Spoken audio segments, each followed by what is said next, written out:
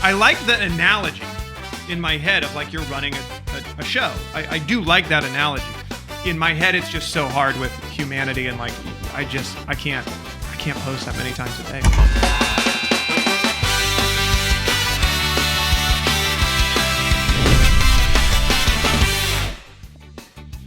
It's interesting going through it with you right now and kind of just literally talking this out live because it's, becoming the TV station. If we are an ESPN, and I think that's where it probably takes a little bit more work from the creator to understand your, like as a creative, like that creative director hat needs to come in and go, okay, great. Let's work with you on your brand. What are all the pieces of the brand? Because now like the creative director in me is going, and going, okay, great. How do we do this? How do we do that? Okay, great. If I want to talk about this, the investment portfolio stuff doesn't make sense at all. Passive income doesn't make sense. But okay, great. I am an artist. I have these couple channels of things that I go, great. Here's these, I can create series like this. Great. This, this show itself is about artists and talking to artists. And that's where it's also, okay, great. I can go, this is going to be this background. Like you can even just as simply like change out the backgrounds so you can have different sets which designate the different shows. Yep. It's a fascinating thing just to lock in a little bit of going, okay, great. You're a TV station. If you have a multi-niche thing, right? You're not just, I run a pest control company. Right. Well, great. Let's just talk about pest control and that's the niche. But if you are more on the creator side, an artist side, where I have lots of things that I like doing, right? Like my wife, for example, is just an actress. She just makes comedy sketches. Very easy. She doesn't have a problem with this. My crazy brain goes, I'm a filmmaker, I'm a photographer, but I also run a creative agency, but I also do this, but I also do this. And we started, I feel like some of that though overlaps, like, because I do feel like any niche that you're in, you can broaden that niche to be multiple different things. Like the pest control. There's a huge difference between pest control in your house versus like the craziest thing you've had to remove from an attic versus like, but even commercial. I had to wrestle an alligator. Exactly. So I feel like there's like anybody that's struggling with this is finding that, or even to your wife's point, like, yes, maybe her like solid niche is comedy, but if she ever wants to do a drama or wants to, like, I've seen some of your shorts where it's not necessarily, it's like dark comedy or something, right? Like, 100%. So those are different facets where the niche umbrella can broaden a little bit. The other thing I was thinking about, and I want your take on it, is, so I primarily live in YouTube land. Mm-hmm. I like dabble in the social media land, but social media land feels even more hijacked by big tech's algorithm. And like, I'm not going to like put my aluminum foil hat on and like go like crazy conspiracy theory, but it's like everybody's chasing how to get eyeballs that worked yesterday that don't work today. YouTube seems a little bit more predictable for that, but an interesting thing, kind of the contrarian thought of what you were just saying, and I just want your thoughts on this, is as algorithms and AI search gets better. So everybody's already talked it. It is a thing that like Meta will use their AI to watch your videos that you post on Instagram and not just look at what your hashtags are, right? Hashtags aren't a thing anymore, but it'll actually look at the words you're saying, the transcript, the words that are on the screen, right? And then it will serve that particular content, that one thing, to the people that it thinks wants that thing at the moment. That's at least the pitch, right? So at that point where you're worried about curating a show, at what point does it get so good that you could put out on your channel, maybe not like gardening and then home improvement and then photography, but like, isn't that algorithm improving to the point where it can see this is a carousel of your amazing photos, and it's going to send those photos to people that actually want to see carousels of photography, versus when we put out a show clip, that's a different audience and it can recognize that. Like at what tier does the algorithm, like you start playing into that, it's just going to sort it for me, I don't have to do the curating? I think it's also, I think instinctually, as humans, we kind of run in tribes and we run in with general interests. So Yes. I think there will be naturally, like, you create content for an audience, whether the AI will serve it this or that. Like, you will naturally need to, people who listen to Joe Rogan, very different audience than people who listen to Call Her Daddy. Right. It's just naturally a different audience. And it's also like, so it's not a bad, like, in my opinion, it's not a bad thing to niche down, but I like your larger view, just your nuanced of like, it's a TV network. Like, if ESPN started going into political news, we'd get upset. They'd lose. ESPN. Exactly. We'd go, why?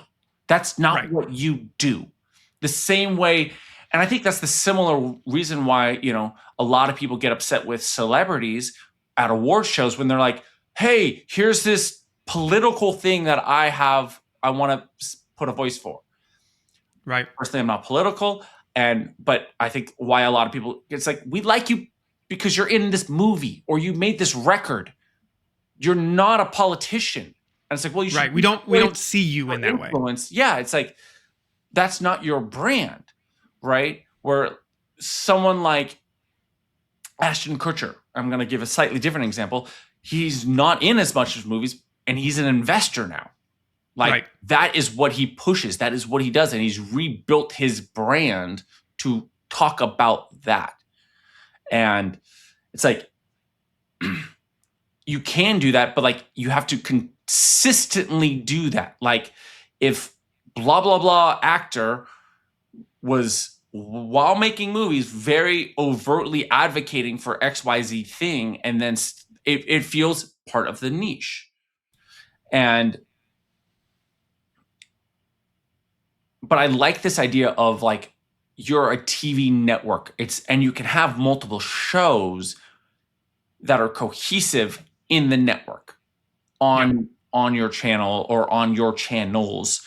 And sure, you can have its own channel for certain things. Like, if I wanted just to keep my photography on a Instagram itself, but does it also need its own TikTok, its own this, its own this, its own this, its own this? But if I had, okay, great, Jake Isham Studios, what is the lineup of shows for Jake Isham Studios? Or what would that look like across the boards? And it's an interesting view of like, okay, great, what would that show look like? And even if it changes a little bit, but it's also, you could say at the same time that YouTube, like if you go for YouTube example, like if you're tuning into a YouTube channel, you're tuning in for that channel. It is its own show. And it might be and it depends. The show could be multi-niche. Like if you look at Joe Rogan, right? I'm kind of, again, I'm working this aloud. Yeah. Not like I have a solution, because this is very much, as we just talked about, the problem I'm dealing with. And it's like Joe Rogan, the show, is a multi-niche talk show. Right. He doesn't, and the show is designed that way, as a multi-niche talk show. If I kind of lost my train of thought, of course, this is obviously, when you have well, let me give you my thought then, because on YouTube, I feel like there are, in the entertainment space of YouTube, you're probably dead on. And maybe even in the like subscriber base, like you're going to subscribe to somebody on YouTube because you follow that TV show, right? Like you like the content or the set of shows.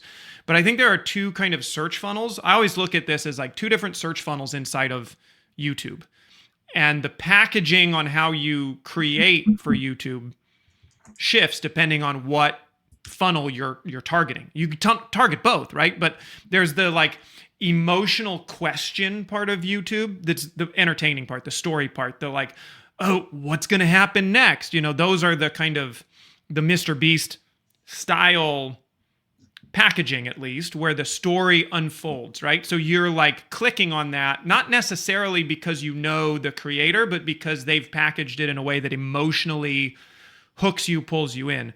But there's also the discovery side of YouTube, which I'm a huge advocate for, because as a search platform, YouTube doesn't get I mean, YouTube gets a lot of credit, but I don't think YouTube gets enough credit as a search platform, where I might be looking for how to, replace an alternator on a 2022 Ford, right?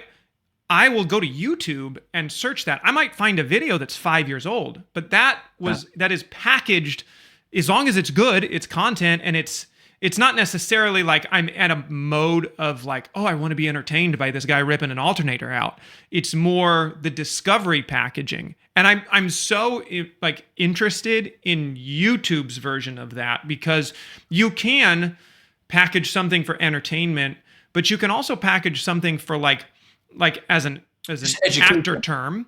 Yeah. Well, you get residuals, right? Like that thing could be valuable to people 6, 7, 8 years from now if it's packaged for discovery, not necessarily because like, holy cow, look at what this happened. Like that's not necessarily going to live in the search world forever.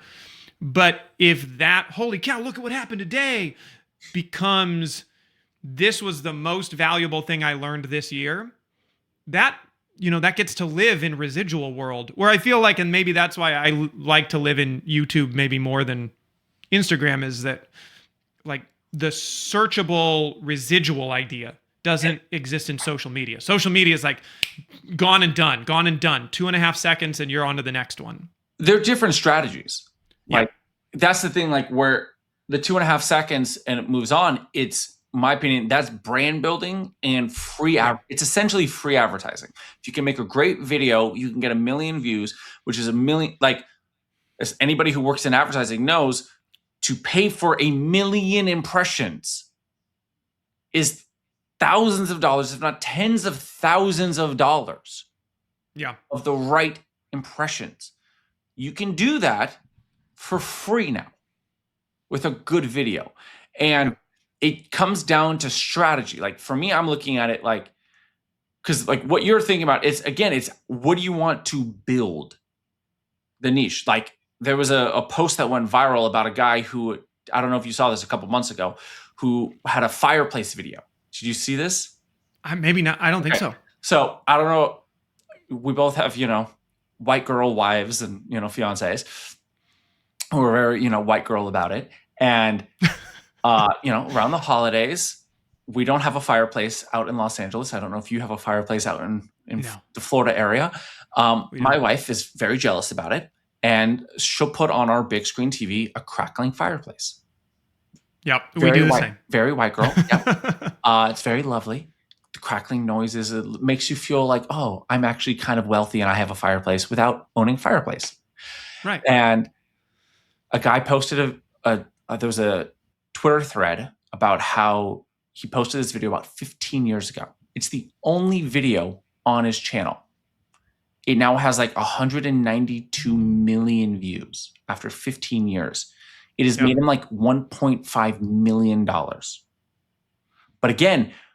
if you just look at the graph, like it took 8-10 years before it started to get any traction. Right. And then, but it's to your point. And again, it's like, what do you want to build?